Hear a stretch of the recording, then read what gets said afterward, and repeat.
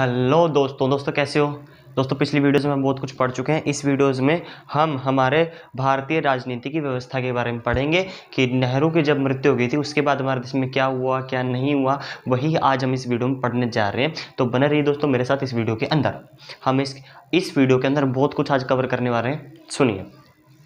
तो देखो, हमारे नेहरू वो जिन्होंने हमारे देश को उस समय निकाला जिस समय हमारे देश में कुछ भी नहीं था, जिस समय हमारे देश में सिर्फ भूखमरी थी, उस समय हमारे देश को निकाल कर लाए उस हालत से।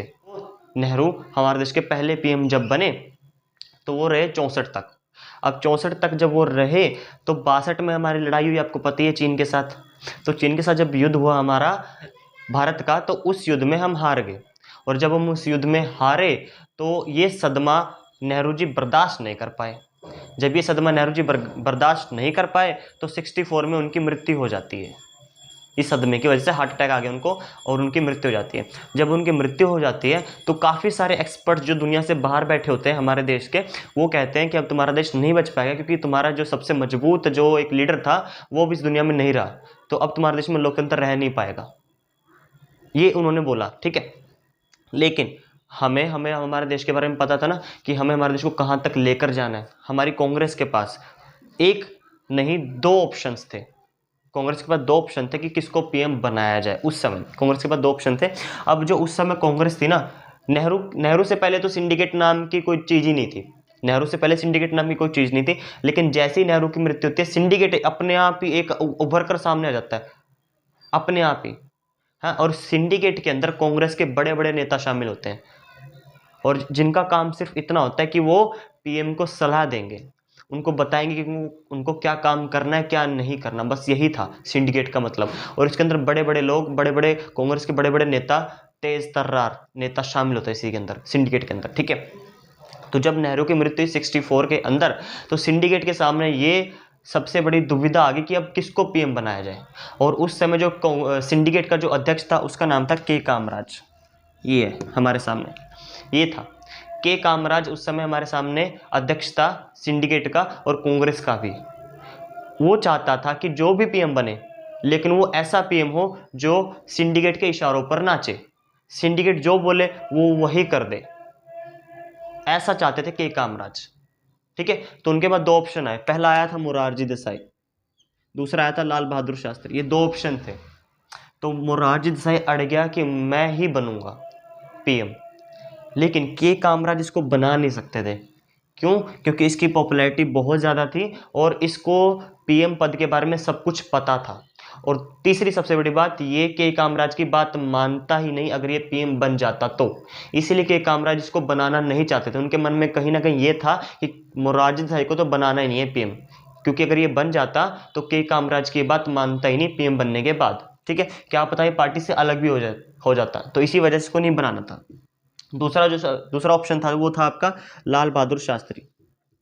ये ईमानदार व्यक्ति, बिल्कुल ईमानदार व्यक्ति, ठीक है। तो के कामराज को लगा ये व्यक्ति सही है, इसको बनाएंगे पीएम, और इसको जो कुछ बोलेंगे ये कर भी देगा। उनको लगा इसको बनाते हैं, ईमानदार भी है, विनम्र आदमी है, इसको बनाते हैं। तो के कामराज ने अपना सेकंड ऑप्शन को चुना और बना दिया लाल बहादुर शास्त्री को हमारे देश का सेकंड प्रधानमंत्री। लाल बहादुर शास्त्री सेकंड पीएम बन गए हमारे देश के। जैसे ही सेकंड पीएम ये बने, इनके सामने काफ़ी सारे मुद्दे आ गए। पहला तो मुद्दा आ गया आपका हरित क्रांति लागू करने का। हमारे देश में हरित क्रांति लागू करने वाले यही नेता है और जय जवान जय किसान का नारा देने वाले भी यही व्यक्ति हैं। जय जवान जय किसान, यही वो व्यक्ति जिन्होंने नारा दिया था, ठीक है। अब जब हरित क्रांति इनके सामने, हरित क्रांति में था क्या? देखो दोस्तों, उस समय हमारे पास खाद्यान्न का संकट बहुत आ गया था क्योंकि हमारे दो युद्ध हो गए थे दो अलग अलग देशों के साथ, जिसमें हमारा बहुत सारा पैसा लग गया था। और एक हमारे देश का सबसे बड़ा लीडर, उसकी डेथ हो गई थी। तीसरी सबसे बड़ी बात, हमारे देश में खाद्यान्न का संकट इस वजह से भी आ गया क्योंकि मौसम असफल हो गया। अब जब बारिश नहीं होगी तो फसल कैसे अच्छी होगी? तो बारिश नहीं हुई उस साल, तो खाद्यान्न का संकट बहुत ज़्यादा आ गया। तो लाल बहादुर शास्त्री ने सेल्फ डिपेंड होने के लिए, आत्मनिर्भर होने के लिए हरित क्रांति लागू करी थी 65 के अंदर, ठीक है। अब उसी समय एक मुद्दा और आया इनके सामने 65 के अंदर ही। सबसे बड़ा मुद्दा भारत और पाकिस्तान का युद्ध हुआ फिर से। जब हमारा 62 का युद्ध हुआ था चीन के साथ, तो पाकिस्तान को ये लगा कि भारत की कमर टूट चुकी है 62 के युद्ध में। चीन ने बहुत ज़्यादा नुकसान किया था हमारा, तो पाकिस्तान को यही लगा कि अब भारत उठने के काबिल नहीं रहा, अब सही मौका है भारत पर कब्जा करने का, मतलब जम्मू कश्मीर पर कब्जा करने का। तो उन्होंने हमारे ऊपर वॉर कर दिया, युद्ध कर दिया हमारे ऊपर 65 के अंदर जम्मू कश्मीर को लेकर। जम्मू कश्मीर को लेकर जब युद्ध किया तो हमारे लाल बहादुर शास्त्री ने हमारी इंडियन आर्मी को खुला आदेश दे दिया कि कोई दिक्कत नहीं है, बस मुझे सिर्फ एक बात सुननी चाहिए कि भारत जीत चुका है इस युद्ध में। और 65 का युद्ध हम जीत भी गए थे लाल बहादुर शास्त्री की वजह से, क्योंकि लीडर अच्छा था। ये नहीं कहता नेहरू भी बहुत अच्छा था, लेकिन उस समय उसकी कुछ दिक्कतें ऐसी थी, वो हार गए उस युद्ध को हम। लेकिन 65 के युद्ध में लाल बहादुर शास्त्री जब आए तो उन्होंने हमारी इंडियन आर्मी को पूरे के पूरे आदेश दे दिए कि तुम्हें जो करना है तुम करो, बट मुझे 65 का युद्ध जीतना है। और जीत कर भी आए हम, 65 का युद्ध हम जीते। तो ये दो मुद्दे उनके सामने है, ठीक है। तो 65 का युद्ध हम जीते, भारत जीत गया पाकिस्तान से, पाकिस्तान हार गया। वो पाकिस्तान जो ये सोच रहा था कि चीन की वजह से भारत की कमर अब टूट चुकी है, अब सही मौका है युद्ध करने का, लेकिन उसकी गलत सोच थी। उसको ये नहीं पता था कि नेता दूसरा आया, नेता भी मजबूत आ गया, अब नेता दूसरा बदल गया था, आपको पता है लाल बहादुर शास्त्री। तो वो इस बात को पहचान नहीं सके। अब दूसरी बात, जैसे ये युद्ध भारत और पाकिस्तान का, उसके कुछ समय बाद रशिया बीच में आया हमारे इस वॉर को खत्म करवाने के लिए। रशिया ने भारत को बुलाया उज्बेकिस्तान बुलाया रशिया ने भारत को, और उज्बेकिस्तान की राजधानी है ताशकंद में बुलाया और बताया कि आप समझौता कर लो, भारत और पाकिस्तान दोनों समझौता कर लो। तो समझौता करने के लिए लाल बहादुर शास्त्री कहाँ गए थे? ताशकंद गए थे 9 जनवरी को 1966 को, ठीक है। हमारा ये समझौता हुआ, ताशकंद समझौता। और 10 जनवरी को हमारे लाल बहादुर शास्त्री हमें छोड़कर चले गए। शास्त्री की मृत्यु, आज तक ये मिस्ट्री है कि उनकी मृत्यु कैसी, आज तक पता नहीं लगा। 10 जनवरी को शास्त्री की मृत्यु। तो इनका कार्यकाल बहुत छोटा रहा है, सिर्फ 2 साल ही रहे थे। 64 में आए थे और 66 में चले ही गए। तो इनका कार्यकाल बहुत छोटा रहा है, काफ़ी बड़ा कार्यकाल हम नहीं कह सकते इनका। तो 10 जनवरी को ताशकंद समझौता हुआ, 9 जनवरी को ताशकंद समझौता हुआ, और 10 जनवरी को ये इस दुनिया से चले गए। और फिर से देखो, एक समय में सिर्फ और सिर्फ 4 साल के अंदर हमारे 2 पीएम हमें छोड़कर चले गए, सिर्फ और सिर्फ 4 साल के अंदर। 2 साल ये रहे, 2 साल पहले आपके नेहरू जी, 2 पीएम हमारे हमें छोड़कर चले गए, ठीक है। अब देखो, अब फिर से सिंडिकेट के पास ये मुद्दा आया कि अब किसको पीएम बनाया जाए, क्योंकि शास्त्री जी की तो हो गई मृत्यु, ये तो चले गए इस दुनिया से, अब किसको बनाया जाए पीएम, ठीक है। हमारे के कामराज के पास फिर से एक फैसला करने की घड़ी आई कि अब किसको पीएम बनाया जाए। लेकिन मोरारजी देसाई इस बार अड़ गया कि इस बार तो पीएम मैं ही बनूंगा, क्योंकि सीनियोरिटी के हिसाब से बड़ा मैं हूँ, अब मैं ही पीएम बनूंगा। लेकिन के कामराज अभी भी नहीं चाहते थे कि मोरारजी देसाई पीएम बने और उनके हाथ में देश की कमान आए। तो उनके पास जो दूसरा एक नाम था वो था इंदिरा गांधी का। मैं आईजी लिख रहा हूँ, आईजी का मतलब इंदिरा गांधी, ये नाम था इनके पास। उस समय इंदिरा गांधी का एक नाम चलता था गूंगी गुड़िया। कहते थे कि ये कुछ नहीं कर पाएगी, इसको तो हम अपने हाथों पर नचाएंगे। के कामराज यही सोच रहा था कि इसको हम अपने हाथों पर नचा लेंगे और जो हम इसको कहेंगे ये कर देगी। फिर गूंगी गुड़िया ने बाद में अपने रंग दिखाए थे, लग रहा था के कामराज को कि ये हमारी बात मानेगी। तो 66 में क्या हुआ, मोरारजी देसाई अड़ गया कि नहीं, पीएम तो मैं ही बनूंगा, ठीक है। तो के कामराज समझाने लगा इसको, बट ये समझने को तैयार नहीं था। तो के कामराज ने चुपके से मोरारजी देसाई को एक बात बोली कि भाई देखो, हम पार्टी के अंदर इलेक्शन करवा लेते हैं, वोटिंग करा लेते हैं पार्टी के अंदर, और जिसको ज़्यादा वोट मिलेंगे उसको हम पीएम बना देंगे। तो मोरारजी देसाई ने बोला ठीक है, करवा लेते हैं। तो के कामराज ने अपनी पार्टी के सारे सदस्यों को ये बात बोली थी कि आपको वोट करना है सिर्फ इंदिरा गांधी को, और वोट भी इंदिरा गांधी के हो गए सारे वोट इसको। और इसका मतलब कि अब कौन बनेगा पीएम? इंदिरा गांधी। तो 1966 में हमारे देश की 3rd पीएम बनी, 3rd पीएम इंदिरा गांधी। हमारे देश की 3rd पीएम बन गई इंदिरा गांधी, ठीक है।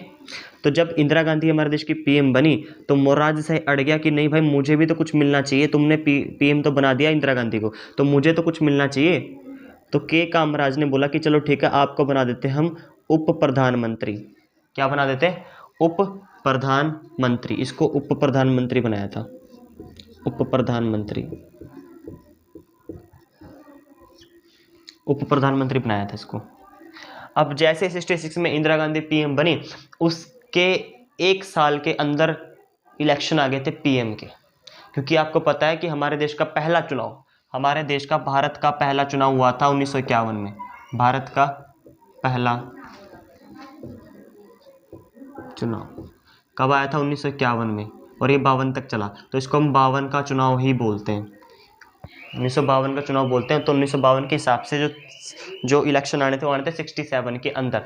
तो 67 में जब इलेक्शन आए तो 1 साल तो इंदिरा गांधी को समझने में लग गया कि भाई पीएम का काम क्या होता है। 1 साल तो इंदिरा गांधी को इसी में लग गया कि पीएम का काम ही क्या होता है। और जैसे 1 साल उनको लगा तो 67 में मैंने बताया आपको कि पीएम का इलेक्शन आ गया। सिर्फ 1 साल लगा इनको समझने में। अब यार इतनी बड़े उहदे पर अगर तुम भी अगर जाकर बैठो ना, तो तुम भी 2-3 साल तो तुम्हें समझने में लगे, तुम तो 4-5 साल तो फाइलों में अटके रहोगे, इतनी सारी फाइलें होती हैं। इसको तो 1 साल लग गया समझने में कि पीएम का काम क्या होता है। इतने बड़े पद पर जाकर बैठे थे यार, सबका हाल यही होगा। इसके साथ हुआ, सबके साथ यही हो सकता है, क्योंकि इतने बड़े पद पर किसी को नहीं पता होता कि पीएम का काम क्या होता है। तो इंदिरा गांधी को भी नहीं पता था करना क्या है। तो 67 में इलेक्शन ही आ गए। जब तक ये समझते कि काम क्या होता है तब तक इलेक्शन ही आ गए पीएम के। जब इलेक्शन आ गए तो क्या हुआ, बहुत सारी पार्टियां थी। अब नई नई क्षेत्रीय पार्टियां उभर कर आ गई, बहुत सारी क्षेत्र की पार्टियां उभर कर आ गई। क्यों उभरी? उन्होंने बोला कि जो कांग्रेस थी वो अब हो चुकी है समाप्त। गैर कांग्रेसवाद आया और गैर कांग्रेसवाद का नारा दिया, और गैर कांग्रेस की पार्टियां आ गई बहुत सारी। और उन्होंने बोला कि अब वो कांग्रेस नहीं रही जो पहले थी, क्योंकि उस समय नेहरू थे, शास्त्री थे, अब वो दोनों गए हैं मर, अब ये पार्टी होगी समाप्त, इसलिए अब हम गैर कांग्रेस लेकर आएंगे। और गैर कांग्रेसवाद का जो सबसे पहला नारा दिया आपका राम मनोहर लोहिया ने दिया। राम मनोहर लोहिया। नारा गैर कांग्रेसवाद का, इसने नारा दिया। और इनके नारे की वजह से, इनके गैर कांग्रेस की पार्टियों की वजह से इंदिरा गांधी ये इलेक्शन में, इस 67 के इलेक्शन में 9 राज्यों में सरकार हार गई इंदिरा गांधी की।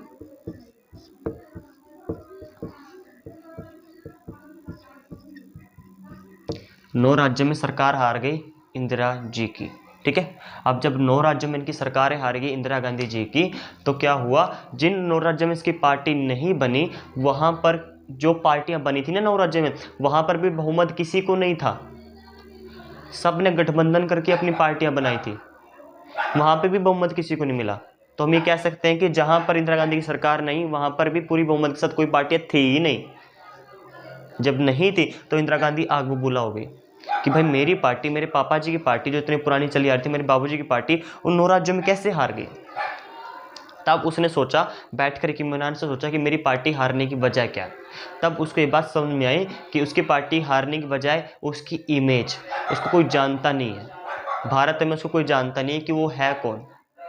तो इंदिरा गांधी को ये लगा कि अगर मुझे अपनी पार्टी की पकड़ मजबूत करनी है, अगर मुझे अपनी इमेज अच्छी बनानी है, तो उसके लिए मुझे लोगों के लिए काम करना पड़ेगा,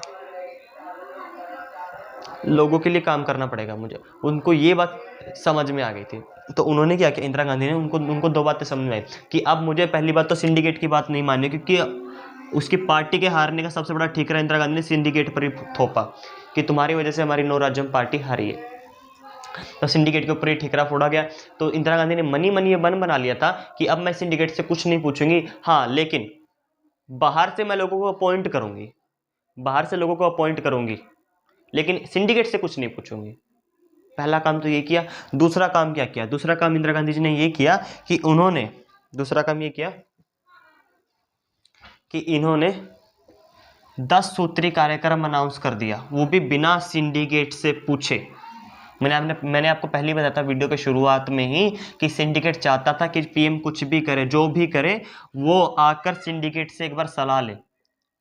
तो पहली बात तो क्या किया इंदिरा गांधी ने, बाहर से लोगों को अपॉइंट कर लिया सलाह लेने के लिए कि अब मैं तुमसे सलाह नहीं लूंगी, मैं बाहर से सलाह लूंगी, सिंडिकेट से नहीं पूछा। दूसरा काम क्या किया इन्होंने, 1967 के अंदर 10 सूत्री कार्यक्रम अनाउंस कर दिया, 10 पॉइंट प्रोग्राम अनाउंस कर दिया। 10 सूत्री कार्यक्रम, 10 पॉइंट प्रोग्राम अनाउंस किया 1967 के अंदर ही, और ये भी बिना सिंडिकेट से पूछे ही कर दिया। सिंडिकेट की दूसरी वजह नाराज होने की, पहली वजह बाहर से लोगों को अपॉइंट करना, सिंडिकेट से नाराज हुआ। दूसरी वजह सिंडिकेट से बिना पूछे 10 सूत्री कार्यक्रम अनाउंस कर दिया। और इस 10 सूत्री कार्यक्रम के अंदर क्या था, देखो भाई, इस 10 सूत्री कार्यक्रम के अंदर था 14 बैंकों का राष्ट्रीयकरण करना, 14 बैंकों का राष्ट्रीयकरण करना। उसके बाद LIC को प्राइवेट से सरकारी करना था, ये भी राष्ट्रीयकरण करना था, इसका भी, ठीक है, ये भी, इसका भी राष्ट्रीयकरण करना था, ठीक है, LIC का राष्ट्रीयकरण।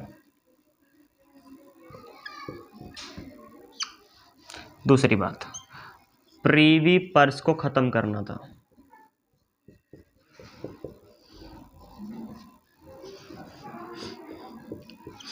अब जो आप जो ये बैंक्स देख रहे हो ना आज, ये इंदिरा गांधी जी की बदौलत है कि आज हम इन बैंक्स में जा सकते हैं, ठीक है, क्योंकि ये जो बैंक्स थे पहले प्राइवेट बैंक थे, इनको सरकारी बनाने वाली हमारी इंदिरा गांधी जी थी, ठीक है। दूसरी बात, LIC भी पहले प्राइवेट थी, उसको सरकारी करने वाली भी हमारी इंदिरा गांधी जी थी। उसके बाद प्रीवी पर्स, अब प्रीवी पर्स क्या है आप खुद सोचो, देखो भी, प्रीवी पर्स में था क्या, जब हमारे देश आज़ाद हुआ था तो उसमें 565 रजवाड़े थे, 565 रियासतें थी। उन 565 रियासतों को एक करने का जिम्मा किसको मिला था, हमारे पटेल जी को। अब पटेल जी ने 565 रियासतों को जब एक किया था तो कोई भी आपको अपना राज्य ऐसे तो देगा नहीं, कीमत हर चीज़ की लगती है इस दुनिया में। तो कीमत पटेल ने बोला था सारे राजाओं को कि भाई देखो, तुम अपनी रियासतें मुझे दे दो, मैं तुम्हारे लिए संविधान में एक एक्ट बनवाऊंगा, और उस एक्ट के तहत तुम्हें हर महीने पेंशन या पैसे मिलते रहेंगे तुम्हारे राज्य के बदले, जो तुमने मुझे राज्य दिया है। बस ये था प्रीवी पर्स, ठीक है। तो इस समय आकर इंदिरा गांधी को लगने लगा था कि ये प्रीवी पर्स का जो एक्ट है, ये संविधान में जो लिखा हुआ है, ये गलत एक्ट है, क्योंकि इसके तहत बहुत सारे पैसे राजाओं को मिल रहे हैं, राजाओं को इसकी जरूरत भी नहीं है, ये इंदिरा गांधी सोच रही थी। तो इंदिरा गांधी को लगा कि क्यों ना मैं इस प्रीवी पर्स को खत्म करके इन पैसों का यूज मैं अपने गरीबों के लिए करूं, ये था, ठीक है। तो ये सारा काम करना था इंदिरा गांधी को, इस 10 सूत्री कार्यक्रम ने लोगों के लिए अनाउंस कर दिया, और ये बिना सिंडिकेट से पूछे कर दिया। और सबसे बड़ी बात, 14 बैंकों का राष्ट्रीयकरण करने की बात इंदिरा गांधी ने अपने वित्त मंत्री से बिना पूछे ही कर दी। और इनका जो वित्त मंत्री था उस समय, इंदिरा गांधी जी का वित्त मंत्री और उप प्रधानमंत्री सेम ही था, वो कौन था, मोरारजी देसाई। वित्त मंत्री और उप प्रधानमंत्री एक ही व्यक्ति था, मोरारजी देसाई। और ये 14 बैंकों का राष्ट्रीयकरण करना और LIC का राष्ट्रीयकरण करने की बात इंदिरा गांधी जी ने मोरारजी देसाई से बिना पूछे ही कर दी। तो मोरारजी देसाई को आया गुस्सा, वो गए इंदिरा गांधी जी के पास, उनको बोला कि मैडम, आपने मुझसे बिना पूछे 14 बैंकों का राष्ट्रीयकरण करने की बात कैसे कर दी, आपको मुझसे पूछना चाहिए था। तो मोरारजी देसाई ने गुस्से गुस्से में इस्तीफा लिख दिया। तो इंदिरा गांधी जी ने उनका इस्तीफा वित्त मंत्री पद से स्वीकार तो कर लिया, उनको ये भी बोला कि भाई तुम अपने उप प्रधानमंत्री पद से भी इस्तीफा दे दो, क्योंकि तुम्हारी विचारधारा और पार्टी की विचारधारा मैच नहीं खा रही है। तो 67 में सिंडिकेट को नाराज करने का तीसरा मुद्दा ये आ गया, मोरारजी देसाई का इस्तीफा ले लिया इंदिरा गांधी जी ने दोनों पदों से, कि उप प्रधानमंत्री पद से भी दे दो और आपके वित्त मंत्री पद से भी दे दो। तीसरा मुद्दा ये सिंडिकेट को नाराज करने का। चलो, सिंडिकेट ने फिर भी सोचा कि कोई बात नहीं, बच्ची है, समझ जाएगी, कोई बात नहीं, होता है, ठीक है। लेकिन सबसे बड़ा मुद्दा इंदिरा गांधी जी ने सिंडिकेट को नाराज करने का 69 के इलेक्शन में दे दिया, क्योंकि इंदिरा गांधी चाहती थी कि पार्टी में उसकी पकड़ बने, लोग उसके बारे में जाने, ठीक है। तो 69 का इलेक्शन आया, राष्ट्रपति, उस समय जो राष्ट्रपति थे उनकी डेथ हो गई थी, तो अब 69 में इलेक्शन करवाना था राष्ट्रपति पद का। जब राष्ट्रपति पद का इलेक्शन करवाना था, उस राष्ट्रपति पद के इलेक्शन में सिंडिकेट ने अपना आदमी खड़ा किया, और उनका नाम था एन संजीवा रेड्डी। क्या नाम था, एन संजीवा रेड्डी। ये एन संजीवा रेड्डी वो व्यक्ति है जिनकी इंदिरा गांधी के साथ कभी नहीं बनती थी। इंदिरा गांधी जी ने सिंडिकेट से बात करी थी, और इस समय जो सिंडिकेट का मतलब जो अध्यक्ष था, जो कांग्रेस का अध्यक्ष था, वो चेंज हो गया था। मोरारजी था इस समय, के कामराज जिस समय चले गए थे, उनकी डेथ हो गई थी, और जो इस समय जो बना था उसका नाम था, कांग्रेस का अध्यक्ष का नाम था निजलिंगप्पा। निजलिंगप्पा इंदिरा गांधी जी को पसंद नहीं करते थे, निजलिंगप्पा, ये व्यक्ति आ गए और इन्होंने अपना राष्ट्रपति पद का उम्मीदवार बनाया एन संजीवा रेड्डी को। वो एन संजीवा रेड्डी जिसके साथ इंदिरा गांधी की नहीं बनती थी। तो इंदिरा गांधी जी ने इनसे बात करी, निजलिंगप्पा से। निजलिंगप्पा को बोला कि देखो साहब, मेरी इनके साथ नहीं बनती है, आप इनको मत बनाओ राष्ट्रपति। अगर ये राष्ट्रपति बन गया तो राष्ट्रपति बनने के बाद ही मुझसे बात बात पे टोकेगा, मुझसे सवाल करेगा, मुझे काम करने नहीं देगा, इसलिए आप इसको मत बनाओ राष्ट्रपति। तो निजलिंगप्पा ने बोला कि देखो मैडम, तुम हमसे संभल नहीं रही हो, हमारे हाथों से तुम निकल चुकी हो और हमसे बिना पूछे तुम कुछ भी कर रही हो, इसलिए तुम्हें संभालने के लिए जो हमें लाना पड़ेगा वो एन संजीवा रेड्डी को लाना ही पड़ेगा। तो ये साफ साफ बोल दे निजलिंगप्पा ने, ठीक है। तो इंदिरा गांधी को लगा कि इन्होंने पूरा मन बना लिया और अगर एन संजीवा रेड्डी आ गया तो मुझे बात बात पर टोकेगा, मुझे काम करने नहीं देगा। तो इंदिरा गांधी जी ने पता है क्या किया? इंदिरा गांधी जी ने उस समय का उपराष्ट्रपति, उस समय के उपराष्ट्रपति जिनका नाम था वी गिरी, इन भाई साहब के पास पहुंची। उस समय के उपराष्ट्रपति थे और इनके पास गए, इनको बोला कि सर आप राष्ट्रपति पद के उम्मीदवार के रूप में खड़े हो जाओ। तो इन्होंने बोला यार तुम्हारी पार्टी ने ऑलरेडी खड़ा तो कर दिया है एन संजीवा रेड्डी को, मैं कैसे खड़ा हो सकता हूँ? अगर जिस पार्टी, देखो तुम्हारी पार्टी है, तुम्हारी पार्टी ने एन संजीवा रेड्डी को बना दिया है और अगर मैं खड़ा होता हूँ तो ये तो लाजमी है कि मैं हारूंगा और तुम्हारा ये तो जीतना ही जीतना उम्मीदवार। तो इंदिरा गांधी जी ने बोला आप खड़े तो हो, मैं देख लूँगी, आप खड़े तो वी गिरी हो गया खड़ा।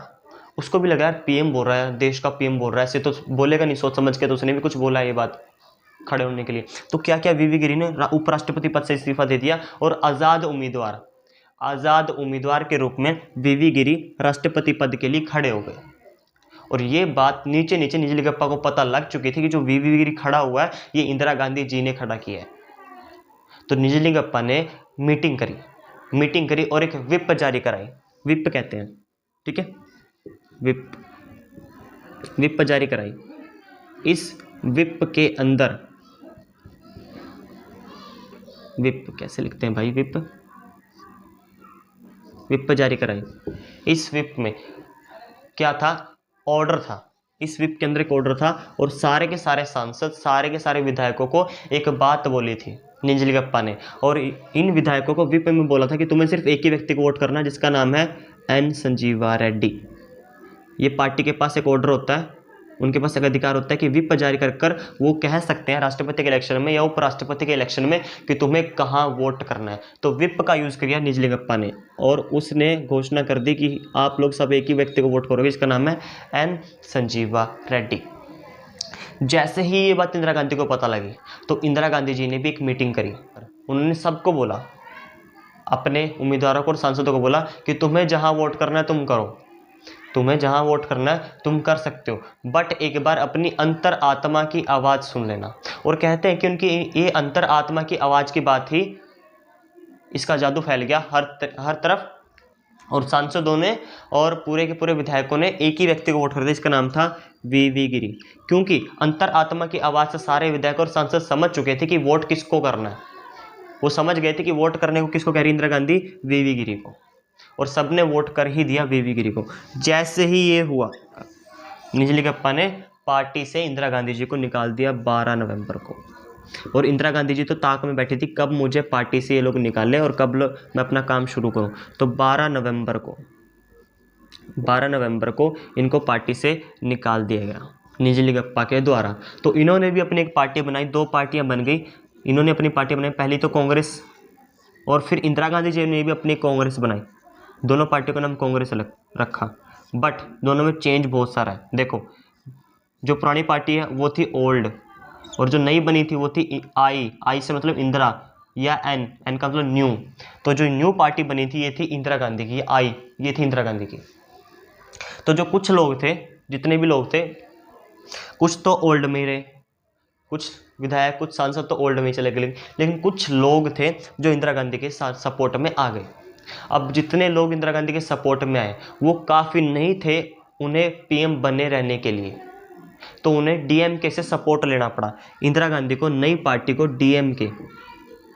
डीएमके से गठबंधन करना पड़ा और ये गठबंधन कर वो लोकसभा में पीएम बनी रही, हमारे देश में पीएम बनी रही। लेकिन गठबंधन की सरकार क्या होती है, वो चल नहीं पाती है। गठबंधन की सरकार में क्या होता है, दो पार्टियां होती हैं, उनकी विचारधारा अलग अलग होती है।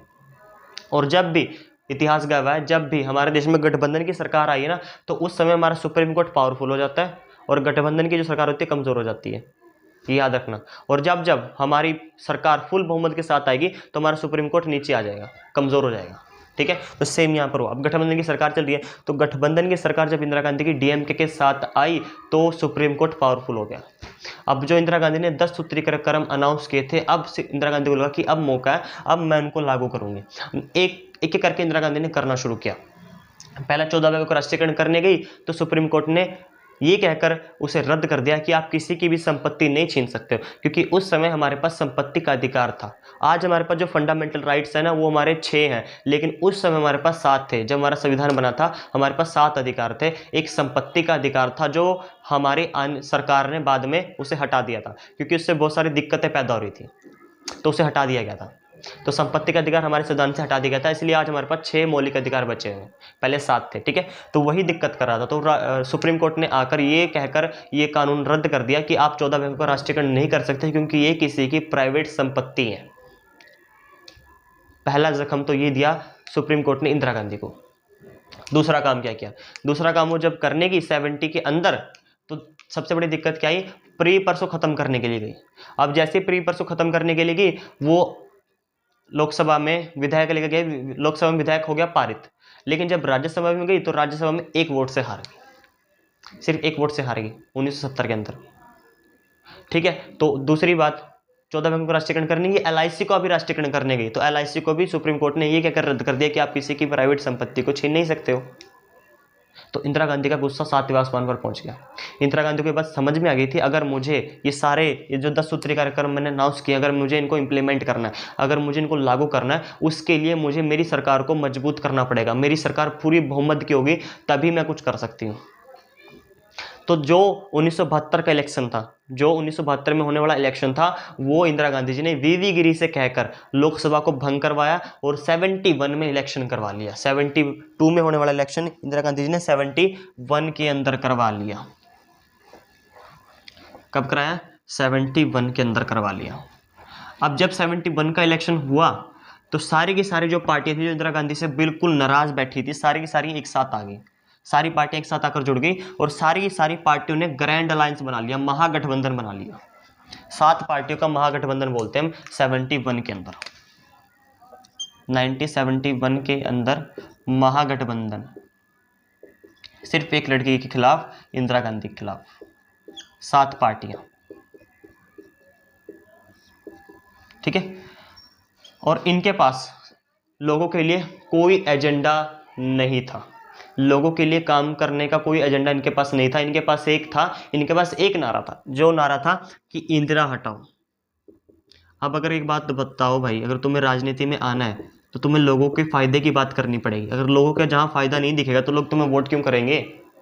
लोगों के फायदे की ये बात कर ही नहीं रहे थे, ये सिर्फ एक बात कर रहे थे कि इंदिरा हटाओ। बस इंदिरा हटा के क्या कर लोगे, लोगों को वो तो चीज़ें बताओ ना जो तुम आने के बाद करोगे, तभी तो तुम्हें वोट करेंगे लोग।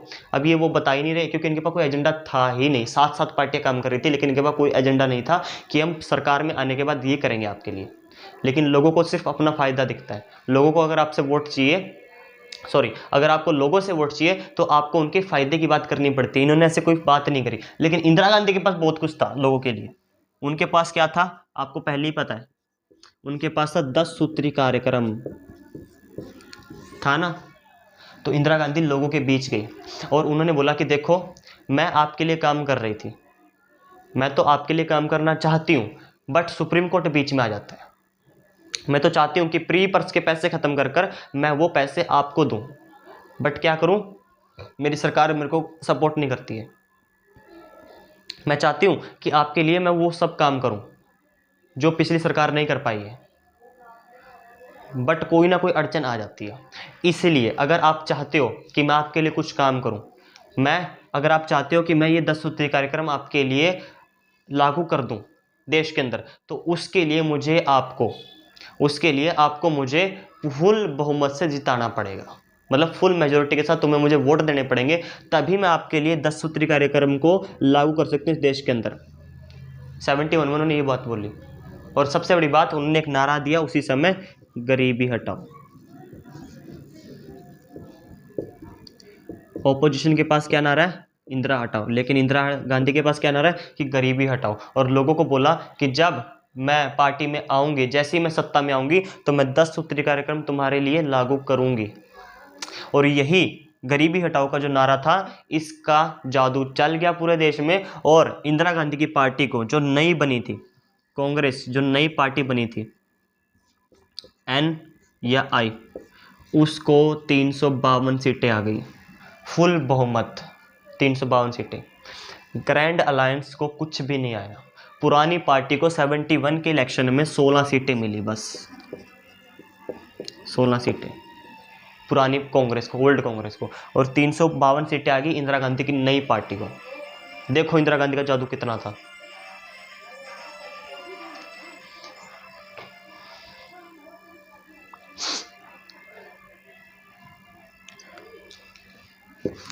तो इंदिरा गांधी अब सेंटर में फुल बहुमत के साथ आ गई, फुल बहुमत के साथ। अब सुप्रीम कोर्ट पावरफुल रहेगा या कमजोर रहेगा? अब सुप्रीम कोर्ट कमजोर हो जाएगा। सरकार क्या हो गई है? फुल बहुमत के साथ आ गई है। अब सुप्रीम कोर्ट कमजोर हो जाएगा। तो यहीं पर वही हुआ, सुप्रीम कोर्ट हो गया कमजोर। तो इंदिरा गांधी को लगा कि अब मौका है, अब मैं एक एक करके बदले लूंगी। लेकिन उसी समय, जैसी 71 के इलेक्शन ये जीती, उसी समय इंदिरा गांधी के सामने एक मुद्दा आ गया, भारत और पाकिस्तान का मुद्दा, जिसमें इंदिरा गांधी जी ने बांग्लादेश को आज़ाद करवा दिया। और इस मुद्दे की वजह से इंदिरा गांधी की प्रसिद्धि में तो 4 चांद लग गए पूरे देश के अंदर। हर जगह इंदिरा इंदिरा इंदिरा। कईयों ने तो ये भी कह दिया था कि India is Indira, Indira is India, कि भारत ही इंदिरा है और इंदिरा ही भारत है। ये नारे भी चल गए। तो उस समय हर जगह नारे चल रहे, हर जगह इंदिरा ही इंदिरा। अब जैसे ही 71 में हुआ, प्रसिद्धि में 4 चांद लगे इंदिरा गांधी के। अब जैसे ही हुआ तो 72 जब आया, उस समय राज्य के इलेक्शन आ गए। 72 जब आया तो उसमें राज्य के इलेक्शन आ गए। और 72 में 71 का मुद्दा, बांग्लादेश का मुद्दा, वो लोगों के मन में अभी भी था। और जिस वजह से 72 में इंदिरा गांधी को फुल बहुमत के साथ राज्य की सरकारें भी आ गई, फुल बहुमत मिल गया। यहाँ पर भी हर राज्य में सरकार इंदिरा गांधी की, राज्यों में भी, क्योंकि इंदिरा गांधी ने हमें पाकिस्तान से जितवा दिया 71 के वॉर में, और बांग्लादेश को भी बनाया। ठीक है, तो 72 में पूरे के पूरे राज्यों में भी सरकार किसकी आ गई? इंदिरा गांधी जी की आ गई। ठीक है, तो दोस्तों आज हम इतना ही करते हैं, 72 पे चलते हैं। इसका नेक्स्ट पार्ट जो आएगा वो थोड़े समय में मैं फिर से बनाऊंगा। तो ये फर्स्ट पार्ट रहेगा, उसके बाद हम नेक्स्ट पार्ट में मिलेंगे। जय हिंद दोस्तों।